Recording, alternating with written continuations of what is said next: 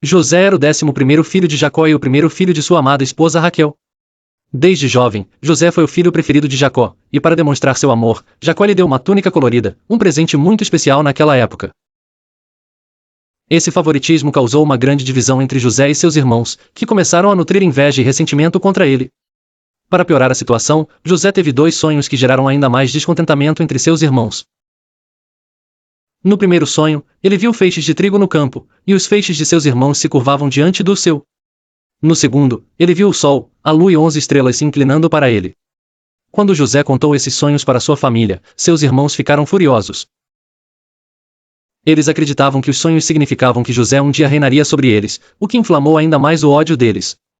Certo dia, quando os irmãos de José estavam cuidando do rebanho longe de casa, Jacó enviou José para verificar como eles estavam. Ao vê-lo se aproximando, os irmãos tramaram um plano para se livrar dele. Primeiro, pensaram em matá-lo, mas Rúben, o irmão mais velho, sugeriu que eles o jogassem em um poço, com a intenção de resgatá-lo mais tarde. No entanto, antes que Rúben pudesse agir, os outros irmãos decidiram vender José a uma caravana de mercadores ismaelitas que estava indo para o Egito.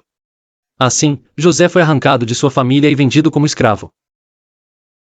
Os irmãos pegaram a túnica de José, mancharam-na com o sangue de um animal e a levaram de volta a Jacó, dizendo que José havia sido atacado por uma fera selvagem.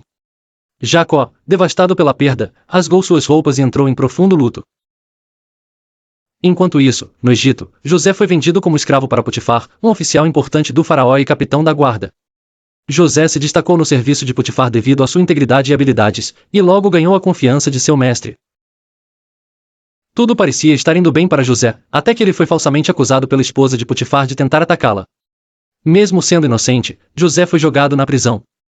Na prisão, José continuou a demonstrar sua fé em Deus e sua diligência. Ele ganhou a confiança do carcereiro, que o colocou como responsável pelos outros prisioneiros. Foi durante seu tempo na prisão que José conheceu o copeiro e o padeiro do faraó, que haviam sido presos por ofenderem o rei. Ambos tiveram sonhos perturbadores, e com a ajuda de Deus, José foi capaz de interpretá-los. Ele previu que o copeiro seria restaurado ao seu cargo, enquanto o padeiro seria executado. E, de fato, os sonhos se realizaram conforme José havia dito. José pediu ao copeiro que, ao ser restaurado à sua posição, se lembrasse dele e falasse ao faraó sobre sua situação. No entanto, o copeiro se esqueceu de José, e ele permaneceu na prisão por mais 2 anos. 2 anos depois, o faraó teve 2 sonhos que ninguém em seu reino conseguiu interpretar. Em um dos sonhos, 7 vacas gordas saíam do rio Nilo, seguidas por 7 vacas magras que devoravam as vacas gordas. No segundo sonho, 7 espigas cheias e saudáveis de trigo eram engolidas por 7 espigas secas e murchas. Nenhum dos sábios ou magos do Egito conseguiu explicar o significado desses sonhos, e foi então que o copeiro se lembrou de José.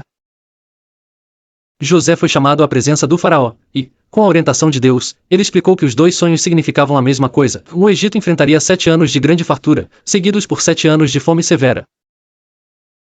José aconselhou o faraó a armazenar parte das colheitas durante os anos de abundância para que houvesse alimento suficiente para os anos de escassez.